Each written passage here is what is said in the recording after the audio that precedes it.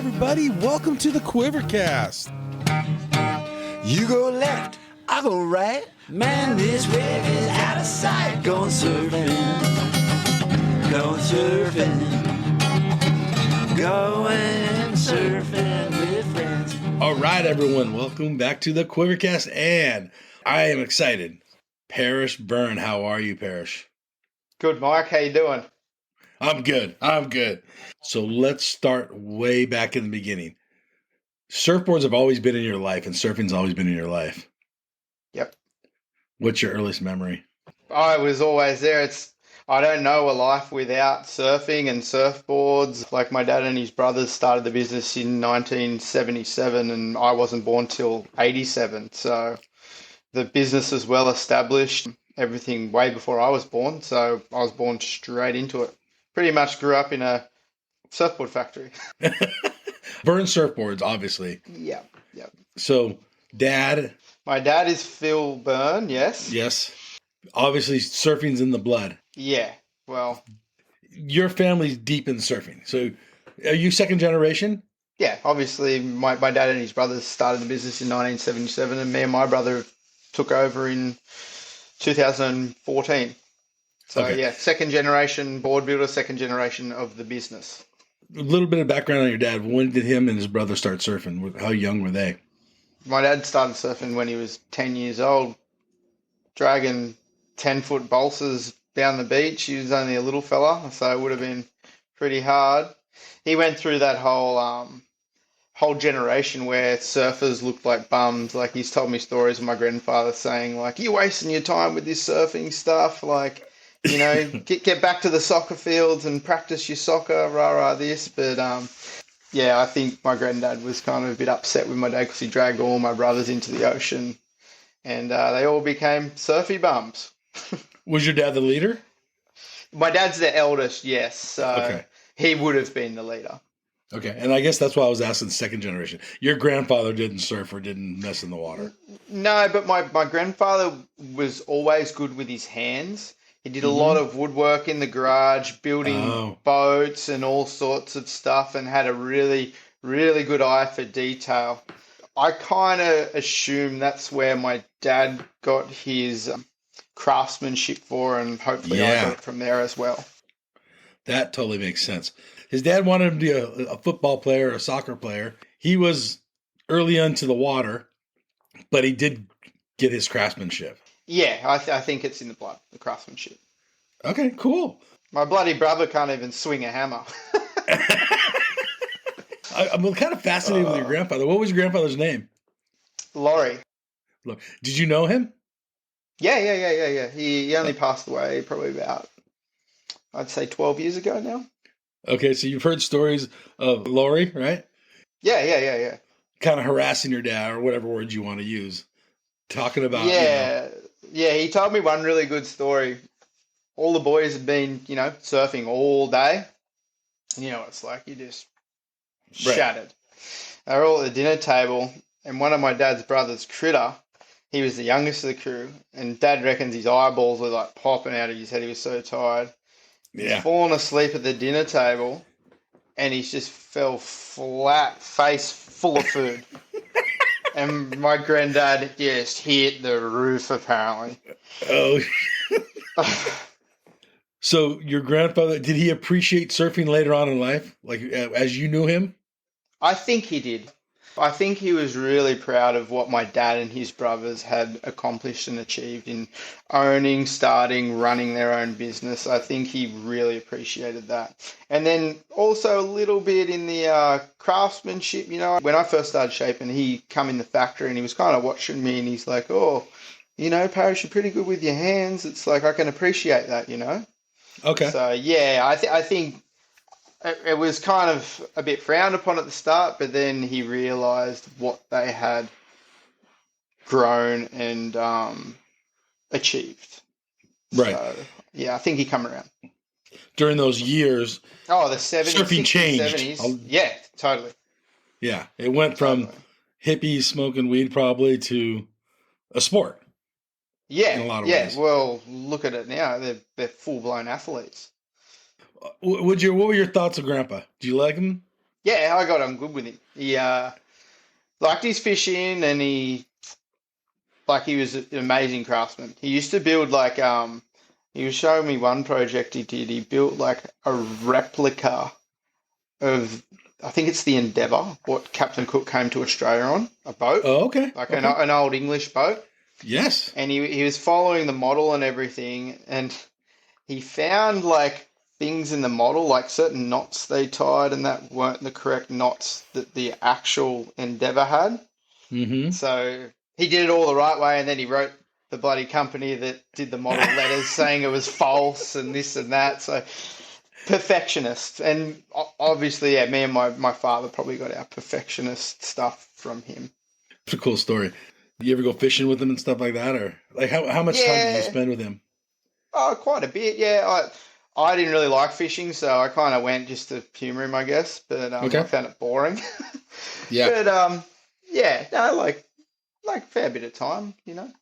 All right. So then your dad's this full blown surfer, becomes a world renowned shaper. And some big names rode for him, Tom Carroll Yep, and all yep. kinds of people. Were you meeting these people as a young Parrish? Seeing some of the best Oh, surfers around your house yeah, and the work area? yeah, for sure. Tom Carroll's actually my brother's godfather. Oh, wow. Okay, cool. Yeah, and then I had Robbie Page living in my house for, I think it was like 2 or 3 years when I was about 3 or 4 years old. While he was on Okay. tour, he'd come back and stay at our house. So his Uncle Robbie, you know. So yeah, I Okay. was surrounded by all those guys. Yeah, like I've known them since before I was born. So Okay. yeah, So when they were having a contest, would you guys come down and watch them, like a ASP contest? Would you watch Uncle yeah, Robbie Page surf? yeah. I didn't really know what I was watching. I was just going to the Right. beach, and there was a bit of stuff going on. But yeah, I used to go to a lot of events with Dad when I was young, and yeah, I don't really know any different. Yeah. Well, did everyone know your dad, kind of thing? Oh yeah, of course. So how did that feel being a young kid? Was it just part of life, or did you understand that your dad's kind of a popular guy? Not until I was a little bit older. Not until I fully got into surfing and I was obsessed and I learned about the history in that. And then I'd go away to an event and I'd be like, oh wow, there's Martin Potter or Hmm. Luke Egan or a guy like that.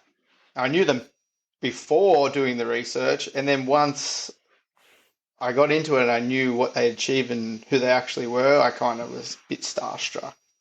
Okay. So yeah. So you're a young surfer. Are you surfing because you love it, or is it because it's what you guys do in the family kind of thing? Um, I don't think anyone surfs because they have to. They've got to Okay. love it. If you don't love it, it's a bloody hard sport to get better at. You know, you fall and you fail so much learning how to surf that if you don't love it, you're gonna give it away, right? Like Yeah. it's a bloody hard sport to get good at. So yeah, I definitely love it. Okay. So you're hungry. The kids your age in your local area, Yep. were you competitive with them like straight at the start? Yeah, I'm a pretty competitive person, so I don't know, whatever sport I did play rugby league and did a bunch of other sports when I was younger, and whatever I did, I didn't do it half-assed. I went in there and, wanted to win no matter what. So yeah, Okay. surfing was just a natural thing to compete in and stuff like that. When you were playing rugby or whatever else you were doing, and the waves were good, what were you thinking? Well, that's when I stopped playing rugby. Okay, So, that's so kind of my point. I played a lot till I was about 12, and I'm only a little guy, like I'm only 5'4". Okay. So, 12-year-old boys, they start getting a bit bigger. I kind of Yes. got left behind. I was getting smashed. And at the same time, I was started surfing and I wasn't turning up to training and all sorts of stuff. So it was kind of just all happened at the same time. I just went, Okay. oh, I don't want to do this. And then I remember I used to play footy and then I'd go surfing and like I'd be so itchy from like the grass and stuff like that when I put my wetsuit on. I was like, oh, I hate this feeling. I'm not playing footy anymore. Surfing, like, what did your dad think about it? Did he feel like you needed to go surf? Did he ever push you to surf? I guess is the question. No. It's actually quite funny. He's told me stuff. I can't really remember, but we're always at the beach and stuff, like swimming, Yes. bodyboarding. I've got a Yeah. brother and sister, so we're all just hanging around playing in the sand while Dad surfed. And yeah, I can't remember Dad ever like bringing me and pushing me in or anything. It was more Mhm. like he told me he was in the surf one day when I was about like 7 or 8. We've got a hill where we live, and I just come down the hill with one of his boards on my head because it's too big to carry, and Yeah. paddled out. And he's like, "Oh, what are you doing?" He's like, "Oh, I'm like," and I'm like, "Oh, I'm surfing." He goes, "Oh, okay, you want to surf now? Okay, you can Okay. surf." You were never turned off because it was always in your life? Sometimes kids push away from what their parents are. I can't imagine a life without surfing and surfboards. I remember telling my nan when I was about 6 or 7 years old, she's like, "Oh, what are you going to do after school?" And I was like, "Well, I'm going to try and be a pro surfer, Mm-hmm. and then I want to shape surfboards." I had my life, what I wanted to do, already mapped out when I was 6 years old. Well, mission accomplished on that part, right? Yeah, I guess. You quit the other sports, you become this hardcore surf grom. Who are the people you're hanging out with, and how good of surfers are they? Our age group in Oz was, I reckon it was one of the hardest age groups ever in the history of surfing. Yeah. We had like it was myself, Matt Wilkinson, Owen Wright, Laurie Towner, some of the international guys like Geordie Smith, Julian Wilson was in there as well.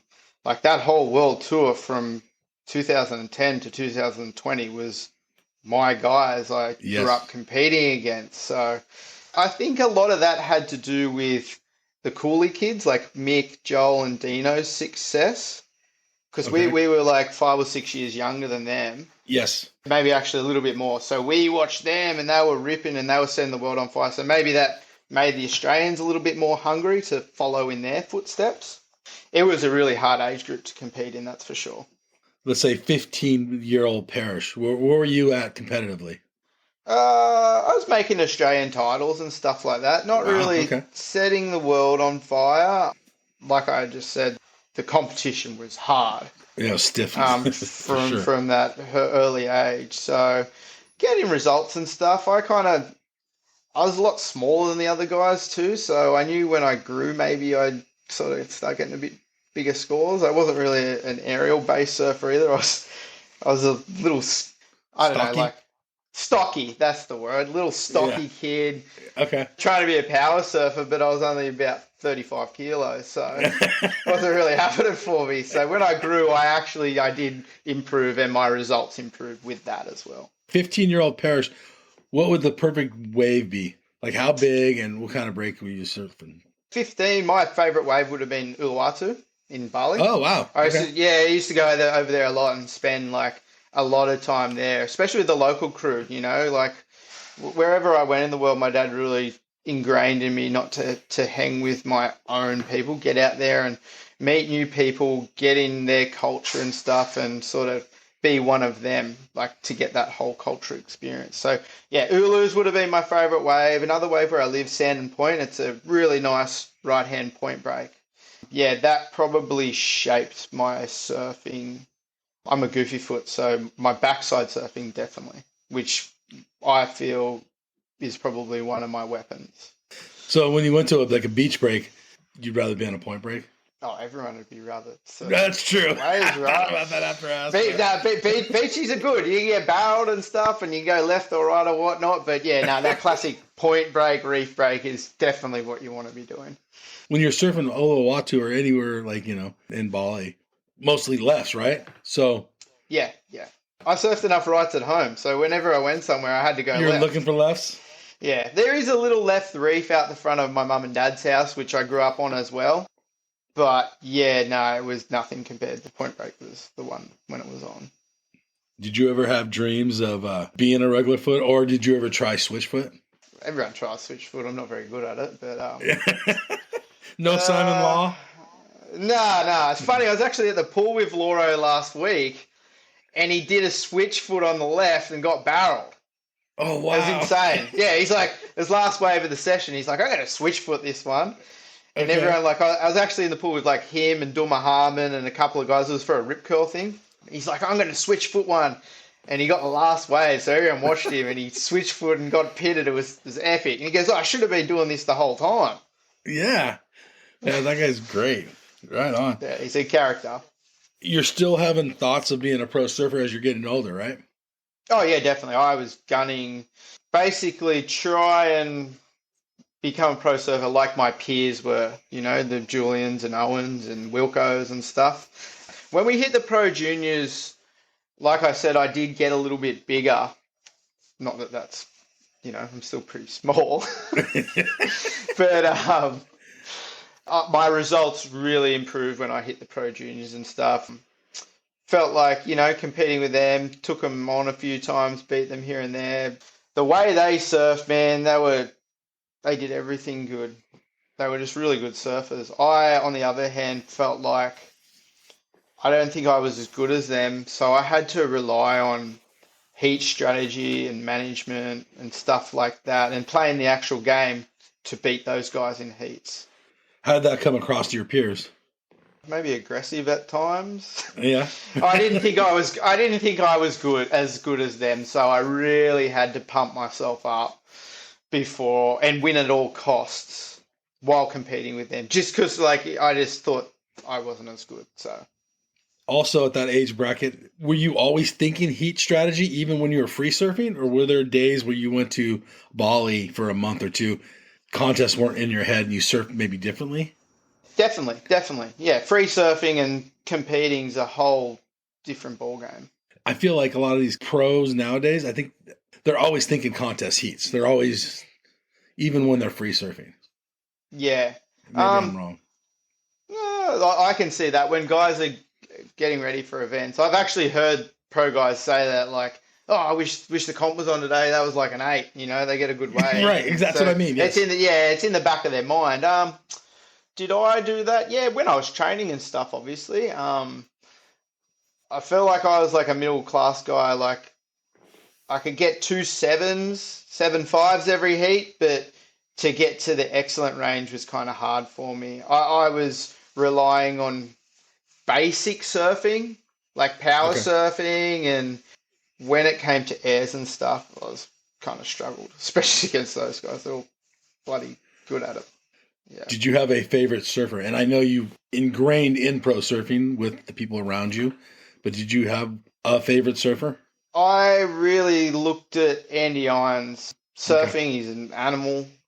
Like, you never knew what you were going to get with him surfing-wise. And then competing, he really pumped himself up. He was aggressive, wore his heart on his sleeve and won at all costs. That's what I drew inspiration of. Like, it come out later, like he had a lot of self-doubt in himself and stuff, and he used that to pump himself up. So I took that on as like some inspiration, and I beat my chest and do the same thing. During a heat, after a heat, you would do this? Like when? Before the heat, guy says good luck, and you just look him up and down and don't say anything.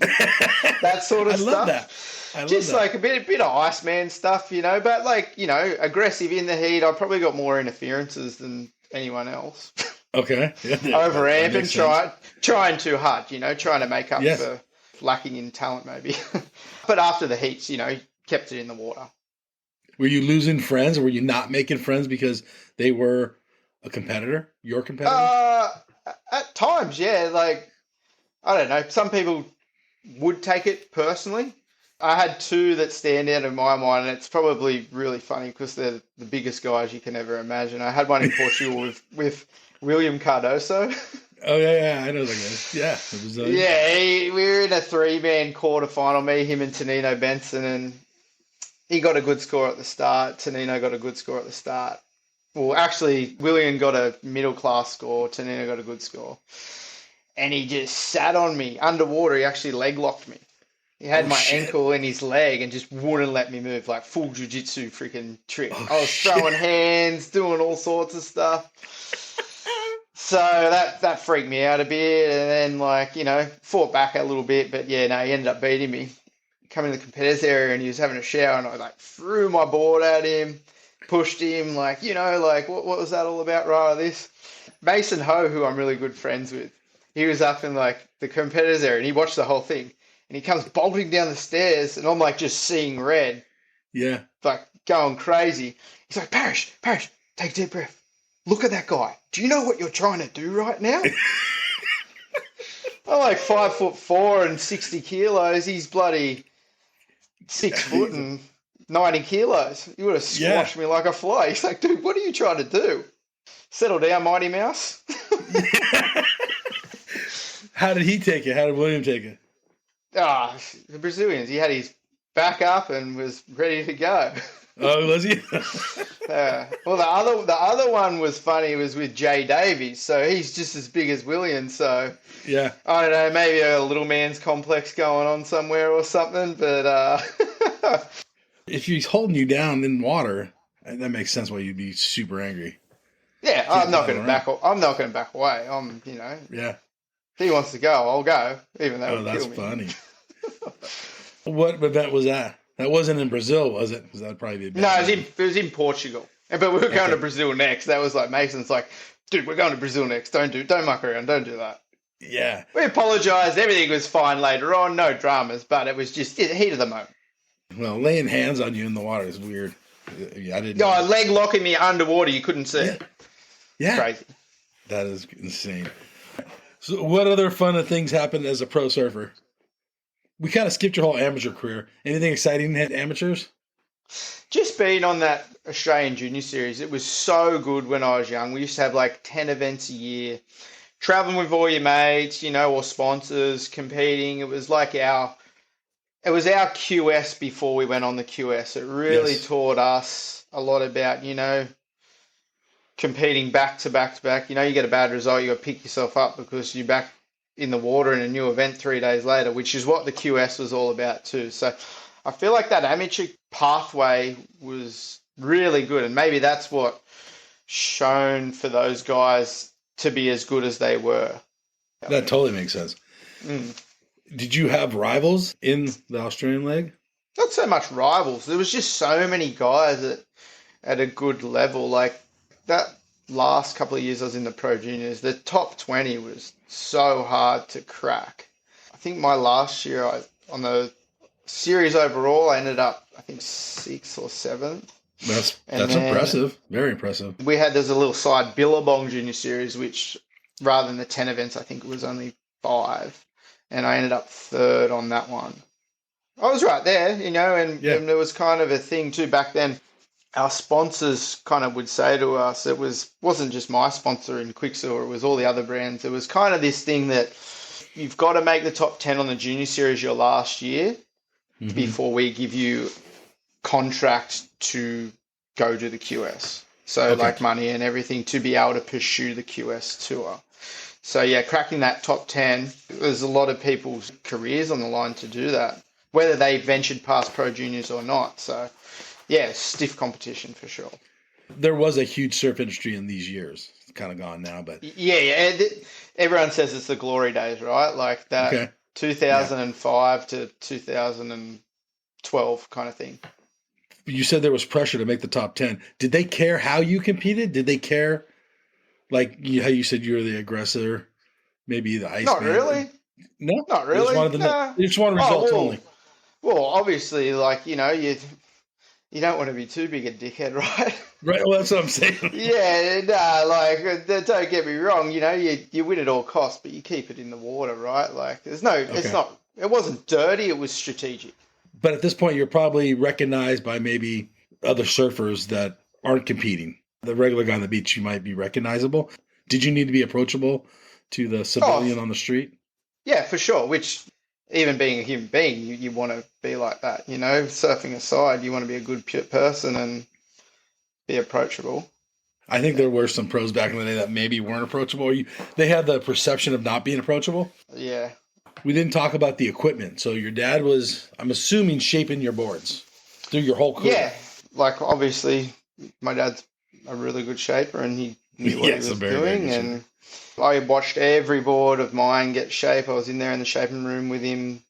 I used to watch him shape everyone's boards, to be honest. Yeah. Like, my earliest memories are hanging out in the factory. Tom Carroll will be in the room with him. He'd be making boards for Tom.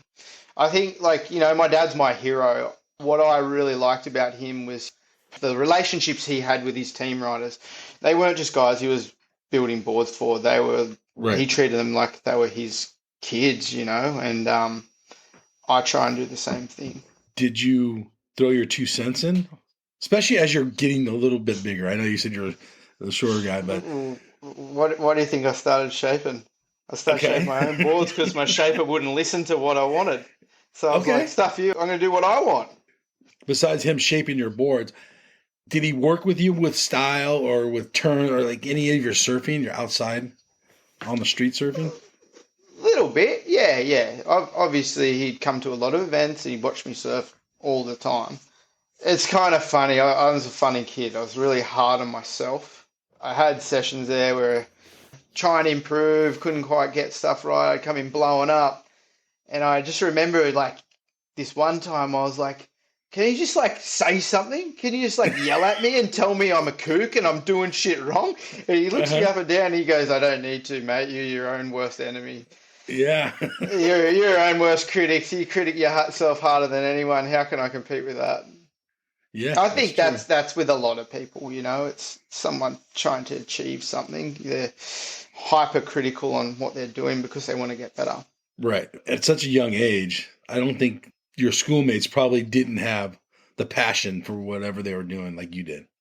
If that makes sense. Yeah, it was a bit different though. Like I look at kids these days and they're on the track, they're trying to be a pro surfer or trying to succeed in surfing. Ability might not quite be there, but it's great for the kid to have a goal and have focus on something, especially surfing because it's fun. It's not like swimming or another sport. You're not looking at a black line for 4 hours every day. You're out there in the ocean, in nature, with your friends. There is a time, obviously, you got to switch on and try and get better and stuff, but for the most of it, you're surfing. Surfing's fun. Yes. Going back to your dad a little bit, did he have competitive background? He did, yeah. He competed back in the day, not so much on the tour, like he used to do the trials. Yes. Before an event and then to get in the main event. I think he made the main event at like Bells a few times and Sunset. Oh, that's cool. Yeah. So my dad, his brother Dave, and his other brother Critter, they all did the tour together. Right, yes. Yeah, I think it was even before then, to be honest. Okay, all right. Yeah. So, they used to do all the tour together. It was like a free-for-all to make the main event. My uncle Critter was actually on IPS for 4 or 5 years. Oh, really? I did not know that. Okay. Yeah. He got second in the Coke to Buzzy Kerbox one year. Nice. That's awesome. Yeah. He actually had an injury which sort of stopped his career. He broke his back. Oh, shit. A few vertebrae in his back, and they couldn't. Back then, it was like body cast for 12 months, and probably, yeah. I think in his time off, that's when like your Tom Currans and your Ockies and all that come through, and I think it lifted from here to here. So coming back after an injury like that was hard enough, let alone how much the sport had progressed. Trippy, I did not know that. Besides being a great shaper, you guys are great surfers in the family. It's probably our Irish blood. Anything we sort of set our minds on, we try to achieve. I don't know, maybe that correlates. And then back to your grandpa, did he ever show up at your dad's events or anything, you think? I don't know, to be honest. Okay. I know he came and watched me at a few of mine. Oh, nice. Yeah, just supporting his grandson. Probably didn't really know what was going on, but yeah. So like he fully come around. Yeah, 100%. Just a generational thing, kind of. Yeah. Going back to your dad, so you're getting board shape. You're talking your boards out, but your dad's not always listening. I think you kind of said that. Yeah, I think it got a bit like that. It's a funny question, like why I started shaping. A little bit of that. Also, I felt like I was to a point, my knowledge of surfboards was quite good from spending all that time in the bay. I was always good with my hands, woodwork and stuff. I'd always play around making boards like with Dad. So it was kind of a natural progression thing. One of the last years I was competing, I rode my own boards a fair bit. At that time, I had a really good friendship, well, I still do, with Owen Wright. We've obviously both rode Byrne boards. Yeah. And we were traveling a lot together, and I felt like I was kind of the middleman between him, my dad, and his other shape of frog. He'd tell me what he thought about his boards. I could sort of translate it back from what he was saying and put it in the shaper's language for my dad and frog. Okay. That Yeah, I makes was like sense. a middleman there. The boards got really good because of that. Like I started shaping, he was like, "Well, why don't you do me some boards? You're the one relaying everything. Why don't you do me what you think?" I did, and they worked for him. They get him on tour? Well, he was already on tour. Like the year he won New York, I stopped competing and I was traveling with him quite a bit. I had no title, but I was caddy, PA, sounding board, Okay. coach at times, just, someone to travel with that you could do You guys are stuff buddies. with. Yeah. So I went to a lot of events with him and, worked on boards while we were there and fixed his things and, yeah, done a bunch of stuff like that. I'm really grateful for it because it got me in the locker room to see what was going on underneath, so to speak, underneath the hood of everyone else. So I could feel Kelly's boards, Mick's boards, Taj's Mm, boards, bring them back and kind of, put that into our own stuff. yes. Mm. Real quick, though, you did the QS for quite a few years, and you won events. Yeah. I think I did the QS probably last 2 years in the junior series. You kind of do the QS at the same time to try and get a seed. So when you finish the junior series, you bang, you straight on a seed so you can surf in the 6 stars and then the prime events, which were the Challenger series now. Yes. So I did the QS from 2005 to about 2012. Quite a bit. So let's like Yeah, 7 like years. 6 or 7 years. Yeah. Yeah. The last few years I only did the Australian events. Those were good times. Yeah. Well, I guess my point was you kind of knew what was under the hood because you were serving still against some of the best surfers in the world and up and coming and guys that are falling off tour that wanted to get back on tour. So you were still around and competing against the best guys. Yeah, well, maybe I could feel what they were feeling. Being a good surfer, I think is really important in being a good shaper. Okay. I would Um, agree with you. Not so much a designer, like you can make good, beautiful boards, but just that extra 2%, that little magic sometimes. Maybe you need to know what those guys are riding. Like me and Owen used to do it all the time with new models. I used to make a model, I'd ride it a couple of times, make a few tweaks, and then I'd give him one. And I was like, "Oh, can you feel this?" And he'd go, "Yeah, can you feel that?" And we were like sort of bounce to get that board better. Talking about models real quick, and I've had many discussions with different shapers and designers or both. Back in your dad's day, going back to your dad again, there were no models. Your dad would talk to the local surfer or he would talk to Tom Carroll or whoever. I'm sure there's a wider range of surfers. And they would tell him kind of what they wanted and then they would let him loose. Yeah, totally. Then the models came in. I guess my question, having names on surfboards with a basic design, is that a good thing or a bad thing? It's probably good for the general consumer. Can read up and basically gets what he wants.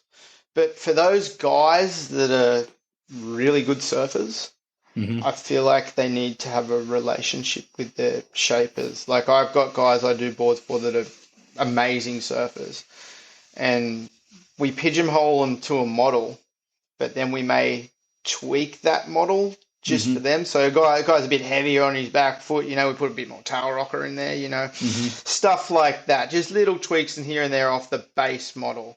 But I think it's different now with, computer shaping machines, everything like that.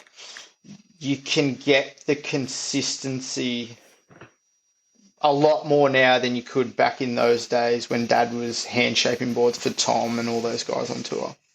Okay. Do guys nowadays and come to you or to one of the workers in the shop that's ordering a board, doesn't give you a model, just basically says, I want to surf 4-foot beach break. Don't have a name for it, and just shape my board. Doesn't, I don't, yeah, no, it doesn't Doesn't work like that I'll, anymore. I'll obviously show them the range. Yes. If they're high performance, I'll show them the range we do in high performance. Basically, you've got a high performance model sort of that goes in every wave, barreling waves, average beach breaks, point breaks, stuff like that, like trying to get the best out of the board for the conditions you're surfing. I'll pigeonhole them to a model, and then if I know the guy and I watch him surf, I can talk about, maybe we narrow a tail here, maybe we put a bit more thickness forward or whatnot. I'll tweak it to how he wants. But the base models are pretty damn good. I get that. For instance, I write all the base models, so I feel exactly what the base is, and I can tweak it to the guy off the base, if that makes sense. Totally makes sense. Yeah. You and your father, and just in the company together, Byrne Surfboards, you've probably had one surfer that has been with you guys for generations. So you've seen him age. Basically, I'm saying you lose your surfing as you get older, for most of us. Yeah. We're not as good as we were when we were 30. We're not as good as we were when we were 18. Do you ever gently persuade them to a different model? Like, maybe we should try this. You'll have more fun.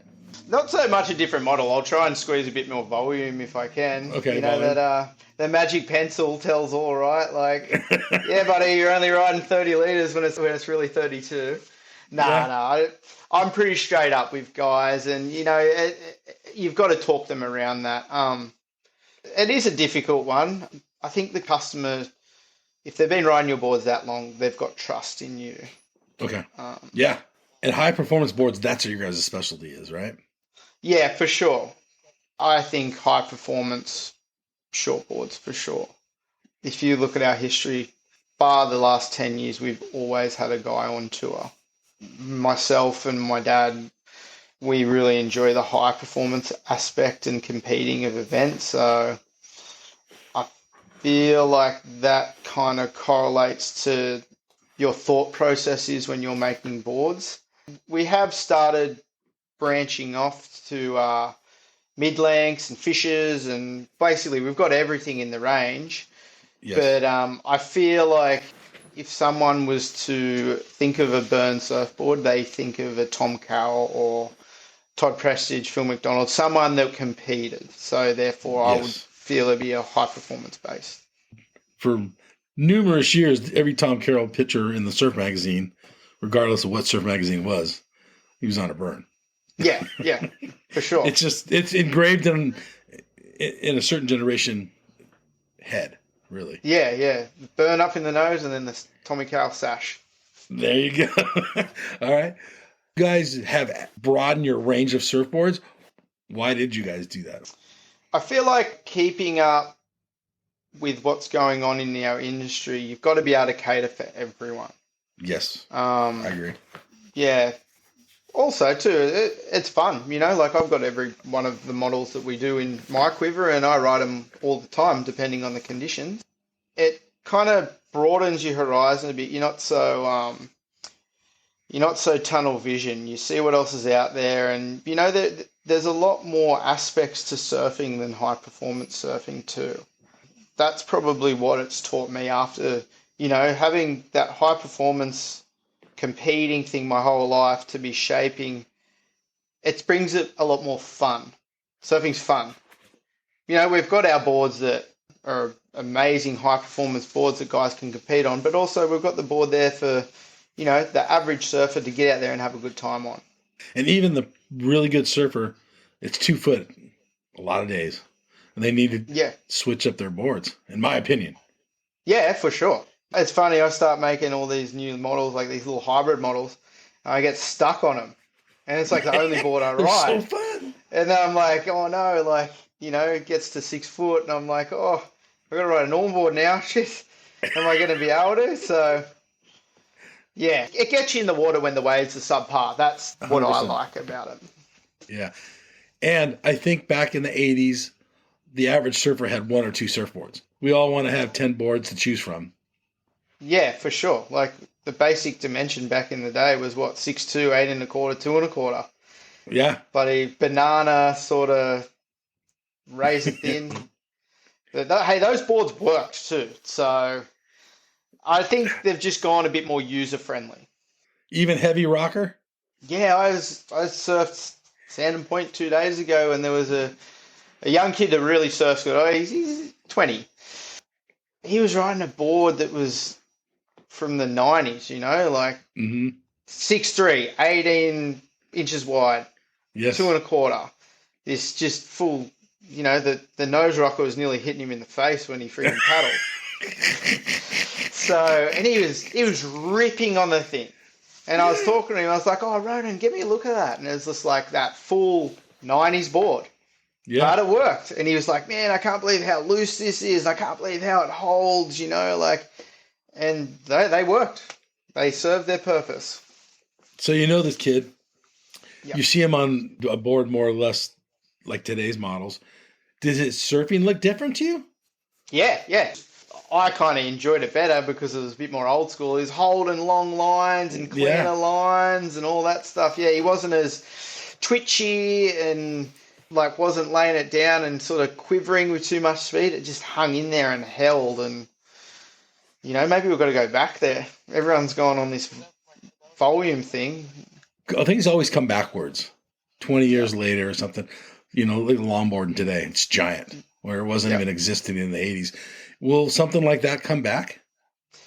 I think it could. I think we can it'll come back, but I think the whole volume thing's really probably been the main difference in board design in the last 15 years. Like, guys are trying to get more volume in. Obviously, they want to make it easy to paddle. They don't want to work hard, where a board like a 90s board, you kind of got to work hard. You can get it right, but yeah, it doesn't paddle as good. The wave fattens out. It's sort of pushing water. It's low volume. So maybe if we can get a sort of a blend of the two, we might end up with a magic board. That would be cool. Kind of touch on a shaper versus a designer. Ooh, shaper versus designer. I feel like you've got to be a shape. It's funny. We're at this weird thing in our industry where the shaper is turning into a designer. Mm-hmm. I like sending files worldwide. You can't shape every board. It's like surfing and shaping. You've got to be able to shape to be a good designer. You need to know the fundamentals. You need to know why this does that, why that does there. It's funny when I'm explaining boards to young kids and stuff, there's a lot more going on than, this 5'8", pointy nose, squash tail thing. All the elements have got to come together, and if you're just a designer, you haven't shaped, maybe you don't see that. I'm not too sure. Okay. That is a tough question. Yeah. You're in a situation completely different because you've been around them both. Yeah. Life. So maybe it's hard for you to answer. And you've said it before, and I totally agree with you. How important is it that your shaper or designer or whoever's making your board knows how to surf? Personally, I feel it's really important. I get a lot of my own feedback from myself. Obviously, it's great with team riders because they can kind of agree with what you're thinking. Get you on the right track. Where, there's great shapers that aren't amazing surfers, but maybe their relationship with their surfers and their team riders is really good, and they can kind of pick the pieces and stuff like that to make better boards. It's all feedback, whether it's personal feedback you're giving yourself or feedback from a rider or something. It depends how you take that on board and get it into the surfboard design. For me personally, though, I feel you've got to be a reasonably good surfer to be a good board shaper or designer. When you're working with accomplished surfers or surfers that are of high quality, they probably look at you with a little more respect because you know how to surf. You're as good as them, or you had your day kind of thing. I definitely think so. Like a few years ago, I was shaping boards for Wiggly Dantas. I was actually doing the same thing I was doing for Owen with Wiggly. I was caddy, PA, sounding board, doing that. So we would go to events, and Bells one year was cranking. Like, the waves were really good. It was like 6 foot bells. And we were out there, and we'd surf before the events and after, like before the day started and after the day started, comparing boards. And I'd go out there on his boards with him. So we'd both surf, trade off boards. Like, obviously his boards are a bit bigger than mine, but I can still feel them. And it was funny. Like, he was really, what board did you think was best? What did you feel like? And kind of, I feel like he respected me because I could surf at a level on the equipment he was riding. So I think what I felt, what board would work. And then every time it was like, you'd ride the 6.3 or 6.1 or whatever, and we'd swap. And we both would agree that, that board felt better. That's something a lot of shapers probably don't have the opportunity to do. Yeah, no, I think so. Yeah. And then in America, the Byrne surfboard is alive and well. So how does that work out for you guys in Australia? If we were American, we want to get a Byrne. We've got MB, Michael Barron, over there. He's been making our boards in Oceanside now for at least 30 years, maybe a little bit more. Probably early 90s, I think he started our label. Yeah.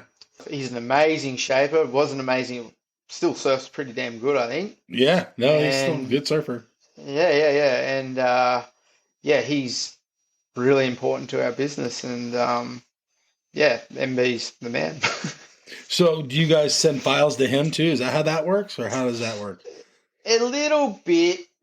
He was already a really good shaper. Yeah. Before he started doing our label. He kind of develops his own models. Okay. So our boards are available worldwide. He has his own sort of models. We in Australia make our own. Obviously, we can send files and do each other's models, no worries. He's that deep in the business, and he's that welcomed in the business and appreciated and probably respected would be more thing. Yes. But he creates his own files and creates his own models, and we've got no problem doing that because he's such an amazing shaper. Yeah. The shaping world, is it changing with materials? Are you guys pretty much sticking with what your dad was doing in the 70s? Or has it changed so much? Material-wise, not really. Like, PU blanks, they've gotten a lot better, I feel. Mm-hmm. Like, lighter, stronger, wider. Cloth's very similar. Resins are similar in that aspect, doing a polyurethane board. But I feel like the epoxy thing, since my dad's day, has really come into its own. Yeah, there's people just doing epoxy boards and stuff like that. I feel like that's probably been more of the technology change in the past 20 years. Good or bad? It's good. It definitely has its place. I'm not sure if the traditional like polyurethane boards will ever change, with the single stringer. You just look at the guys on tour and like 90% of those guys are still using the same PUs with the same constructions that we've been doing for 40 years.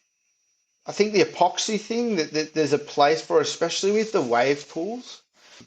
Fresh water, you don't have the same buoyancy as salt water, and epoxies have a higher sort of buoyancy. Therefore, they definitely go better in a freshwater environment.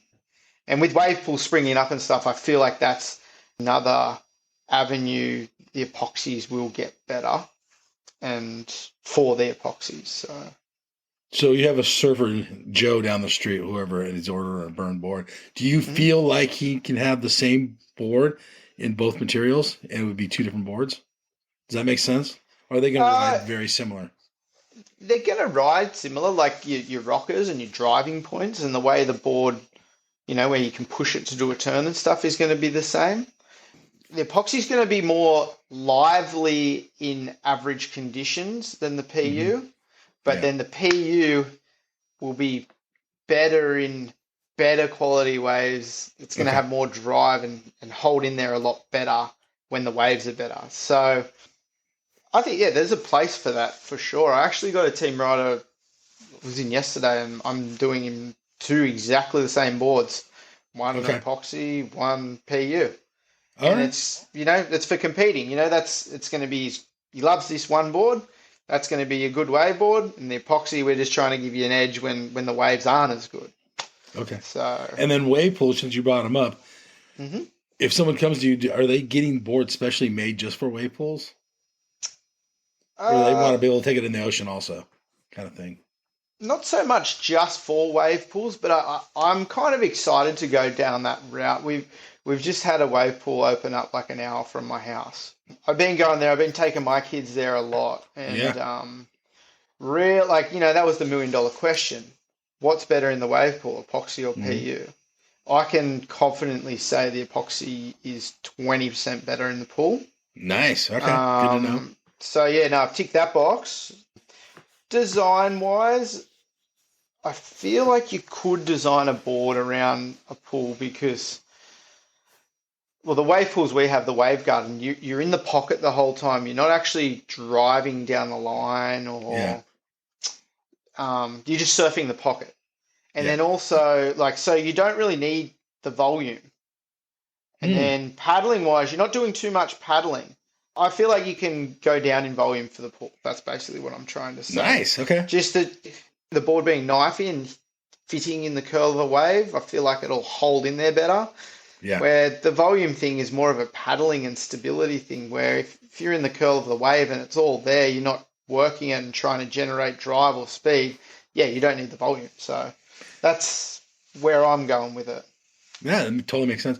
And having your kids being groms, being young boys, I guess still, right? They're boys still? Yeah, How old are they? well, my eldest Axel's 10 and my youngest Yaden is 8. Okay, so they're going through growing spurts. Has that helped you No, shape grom boards? not really. They're just little fellas Yeah, like my that's what I dad. mean. But they're going to grow over the next few years, and you've watched them grow from 0 to 10. Yeah. Well, I don't know. So they're always growing. I've always shaped really good grom boards. I felt I've Oh, always okay. had a good batch of younger local kids that I've done boards for, like anywhere from 4'6" to 5'4". Maybe because my boards are pretty small, Yeah, I've got good feel when the that board's makes little sense. as well. Yeah. So yeah. Yeah, we've always been doing grom boards for little kids, so I haven't really learnt much from my own kids from that perspective. I've already had that knowledge and done the trial and error with the other kids, so Yeah. yeah. How important is it for a grom to maybe switch out the board every 6 months, especially if they go through a big growth spurt? Because the board could be magic. A year later, it's not going to work. Yeah, it's funny. Me and my dad are actually talking about my youngest Aiden with this the other day. He's only a little Okay. guy. His Yeah. board's a 4'8", and I think he got it 3 to 4 months ago. Not that he's gotten bigger, but his surfing's got better. Yeah, me and Dad nudge each other and goes, "Oh, his board's growing."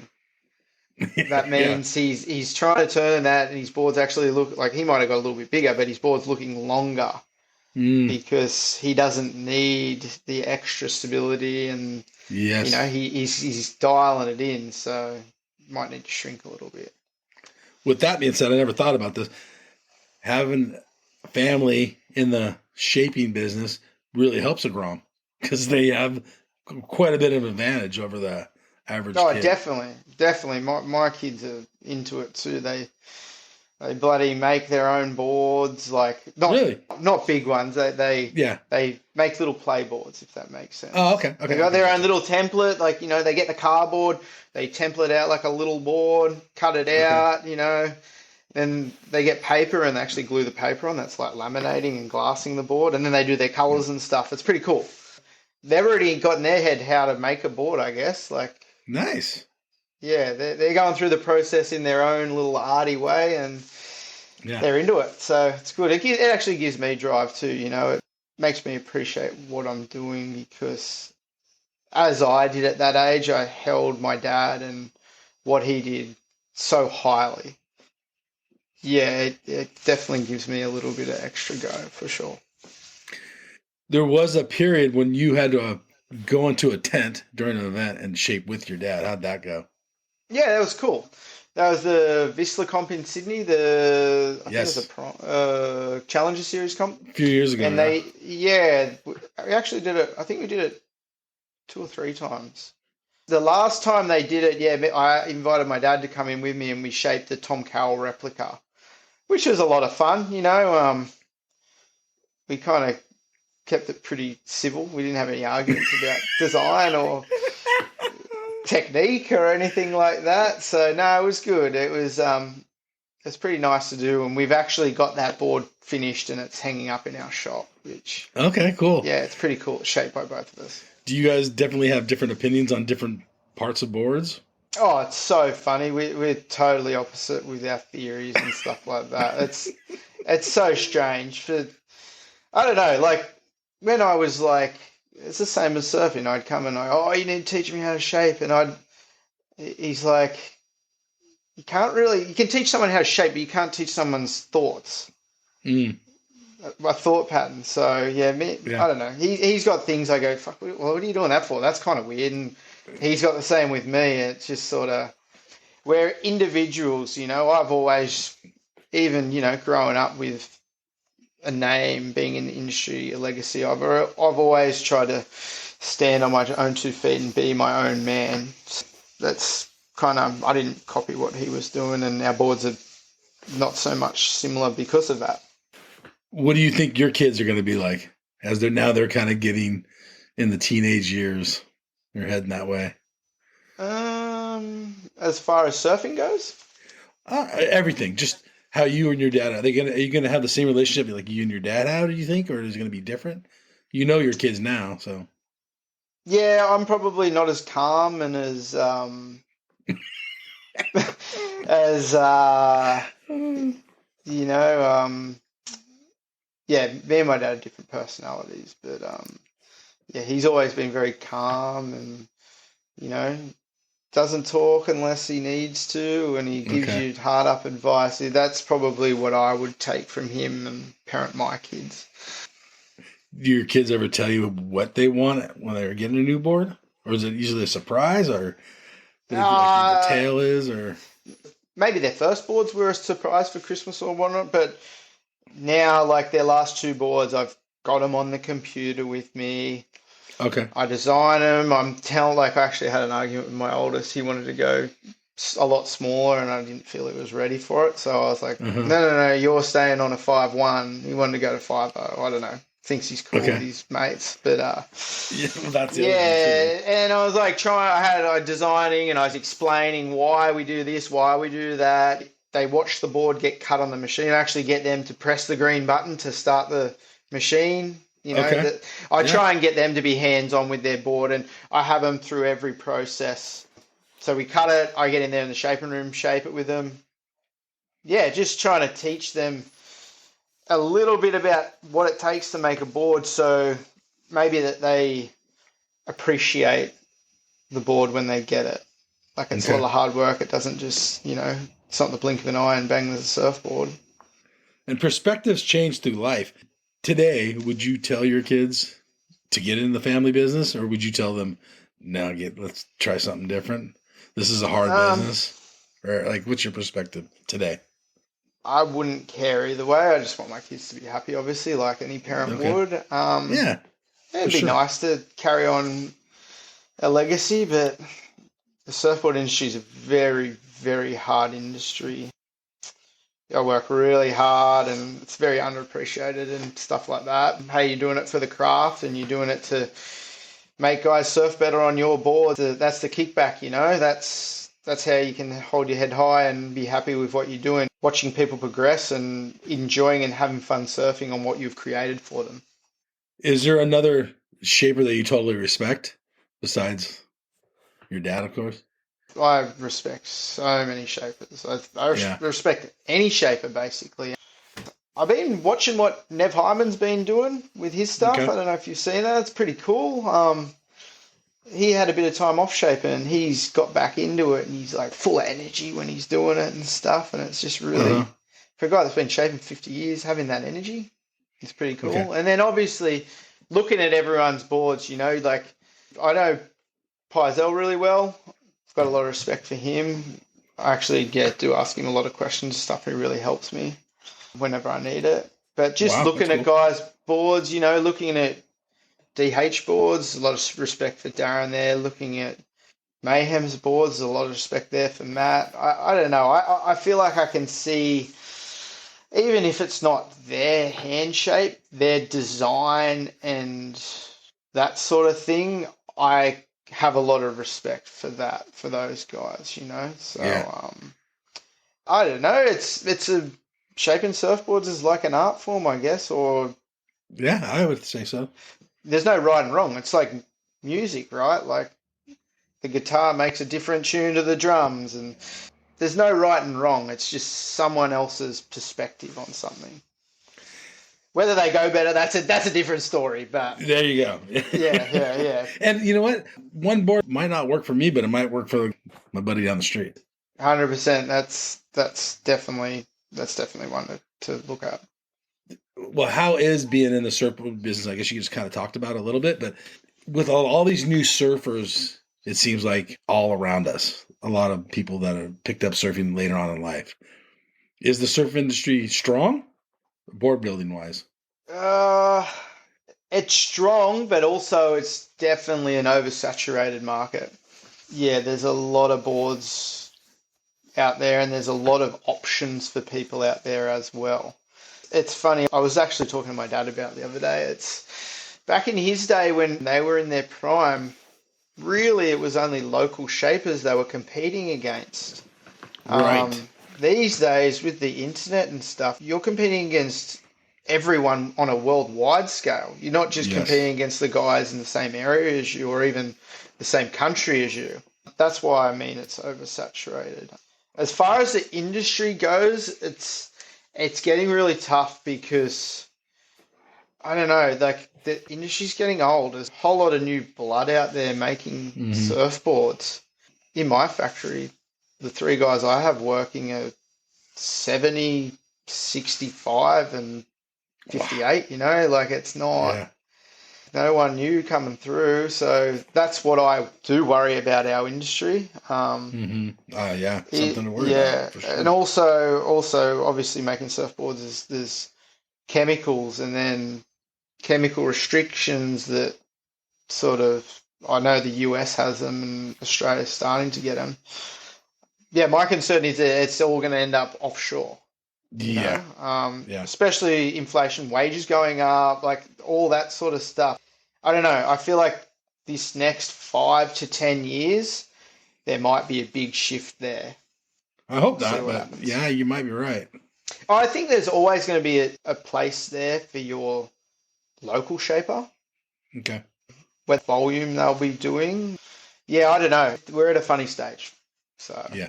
wait and see. What about like soft tops and stuff like that? Is there room people should start off with in a soft top, or do you think it's because back in the day I didn't have a soft top? Obviously, you did not. No. It seems like that's the start now. Costco. I don't know if you guys have Costco, but where they're selling Jerry Lopez soft tops for $100 at Costco. Yeah, I don't know. And people say they're surfers, and we both know they're not. They got reverse rocker and stuff in them. I don't know. It's all surfing, isn't it? But is it? If that's what it takes for someone to get in the ocean and improve, and they're more confident being on a soft board, good on them. They're going to progress onto a PU eventually. It's just another avenue to start surfing, So there's a place for them. I don't like guys out there when it's 6 foot and pumping on finless soft tops. Yes. Doing that stuff. Yeah, that's probably more to the point of what you were talking about. But kind of, yeah. Yeah, I don't really enjoy seeing that. They're kind of in my local breaks. They're at the back of the line anyway. All right. Not very high in the pecking order. How is the local lineup? Oh man, we got so many good surfers where I live. A lot of guys that I shape boards to, they're friggin' amazing surfers, and I'm stoked to have them riding my boards and seeing them in the water every day. It actually, gives me confidence in what I do, and it's great. There's a bunch of up and coming kids here. Like We've got Sammy Lowe. It's Mick Lowe's young fella. No, He's wow, okay. yeah, he lives in the same town as me. He's been ripping. I go surfing with him all the time. Okay. And it's really good. He's aspiring to be a pro surfer, and he just won the under-18s Australian title, which is pretty huge. Yeah, it gives me a kick watching him. You know, I remember my thought process and my feelings when I was his age doing the same thing. So, yeah, if I can give him any, confidence or stuff like that, it's great. And how's Dad surfing, Mick? I've seen him every now and then. He gets in the water every now and then. He's always good for a chat. I've known Mick forever, so yeah, he's a good guy. So what kind of quiver would you suggest that average surfer have? That's really tough because it depends, one, on the waves you're surfing. Okay. So let's say San Diego, beach breaks. Yeah, well, you got to have your base all-rounder. Something that works in anything. Something if you roll down the beach and it's 5 foot and pumping, or it's 2 foot and average, it's got to go in everything. So that's board one. That's your base board. You base every other board off, I feel. San Diego, you definitely need a groveler. As far as I think, like a step down performance shortboard's always good. Okay. We do a board called the Stoke model, and they're funny looking things. They're, a little bit short, bit kind of roundish, wider nose and stuff, but like stubby kind of thing. Yeah, like a stubby thing. I can ride that in anything. Yeah, and probably. I get guys to, they're a bit hesitant getting one, and then they get one and they're like, fire out, this works. Like, I can ride this at 4 foot sand and point or 1 foot, and I'm like, yeah, I told you, it works well. Yeah. So yeah, that's definitely one of the boards I would recommend for San Diego. San Diego, probably not so much of a step up, right? You guys aren't surfing. Oh, you got blacks in that, I guess. Well, no, it gets big, especially when it's proper San Diego. But yeah, I mean, I was just thinking Southern California, basically. Yeah, it's just a step up, 2 inches bigger, round tail kind of thing. And then I love a twin fin. I think a twin fin should be in everyone's quiver. It's good to go back and learn the fundamentals of surfing again. Yeah. I love twin fins. Keep it simple, you get back on your rails, and you're using your rails, not your fins to turn. And there's a lot of good surfers. I think there's a lot more good surfers today than there were 10, 20, even 30 years ago. 100%. Like the pool's bigger. And it's a lot harder to become a pro surfer nowadays. Well, there's more surfers in general, therefore meaning people are having children and they want their children to surf, so it just keeps going and going. Competitively, there's heaps more kids aspiring to be pro surfers than ever, I would think. Do you think they should have a plan B just in case? Oh, 100%. 100% you've got to have a plan B, like at the end of the day, there's only 36 guys on the tour, right? Well, guys. That's my point, yeah. There's going to be 36 girls as well, so realistically that's going to be 72 people in the world on tour. It's a pretty small. As the sport progresses and everything, geez, it's going to be bloody hard to get there in another 10 years' time. You're going to have to be superhuman. I feel it's changed a lot since I was there. I think it actually changed while I was doing it, like you could rely on strategy, and you had to be a decent surfer, but getting 2.7s a heat and relying on strategy, I don't think is going to cut it anymore. The aerials and stuff have really come into play, and being a good base surfer, I think you're going to have to be more than that to make it these days. You're going to have to be superhuman. So it's definitely have plan B, but also I think it's a good thing I touched on it earlier, for kids to have a goal, have something to push towards and trying to achieve. And if they don't achieve, maybe they've made some friendships or whatever on the way. Maybe they've got their foot in the door in the industry, that they can work another job with a company or on the WSL or something. So I think having the goal of being a pro surfer and aspiring, if you don't make it, it might send you into other avenues as well. Do you think pro surfing is as strong as it was back when you were going for it? I maybe I'm just getting old, but I don't think so. No, like I think those years as like Kelly, Mick, Joel, Andy, Taj, those 2000 late 2000s, early 2010s. That I think that was when it was happening. There was personalities on tour, and I don't know. Maybe there weren't so much distractions in the world either. That's true. To me, watching those 10 events and, if the title races at Pipeline, I was watching every heat glued. Nothing else mattered. That was the the main thing. But today I don't know. It's a very tough question. Do you feel like you can be a good surfer and never even want to compete? Yeah, for sure. Being an amazing surfer and competing are two different things. There's amazing surfers out there that they just don't have the fire to compete. They don't have that killer instinct. I feel like it's super important. There's guys that competed well on their surfing alone. They're amazing surfers. Say like a guy like Dane Reynolds, for instance. Like, geez, he's unbelievable.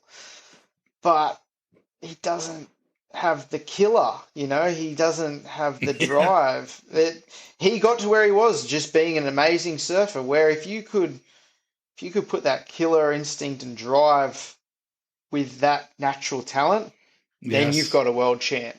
Vice versa, there's guys that are amazing competitors that, I'm not going to say they're not amazing surfers either, but, you could say they were very, I don't know, they weren't freaks, it's a tough. Is there any name? Like, give us an example if you don't have to. Like Adriano D'Souza or something like that? Well, yeah, I look at more like the Aussies that I looked up to, and don't get me wrong, I really took on board. I thought it was amazing. They're the guys that end up being really good coaches, like, say, a Glenn Micro Hall. Yeah, there you go. Okay. An Ace Buck and a Kai Otten, those guys. Ace is good, though. Yeah. But he never could really do aerials, right? Yeah, that's true. That's what I'm saying. They relied on their strategy and base surfing to get them through heats. Yeah. Which is, I felt like I was kind of maybe I'm not as good as them, but I had that same thought process, and those guys are the ones that end up really good coaches because they've got to rely on their strategy and heat structures and stuff like that to get them through heats. Well, Parrish Byrne, thank you so much for coming on the QuiverCast. I love chatting with you. Good chat. All right, everybody. This is Mike and Parrish, and we're out of here. You go left, I go right. Man, this wave is out of sight. Going surfing, going surfing, going surfing with friends. Ride this wave to the shore, paddle out, I'm gonna catch 10 more. Going surfing, going surfing, going surfing with friends. I don't care if it's wrong or right. I'm gonna do it all day, I'm gonna do it all night. I'm going surfing, I'm going surfing, going surfing with friends.